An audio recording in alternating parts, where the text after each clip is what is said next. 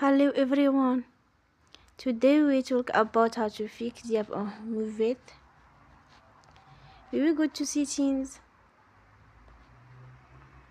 Then we click on apps.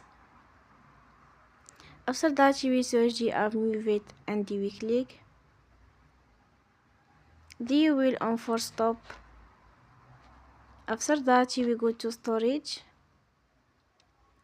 Then we click on clear cache.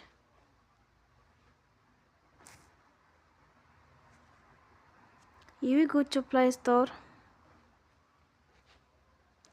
and you will update your app. Don't forget to support us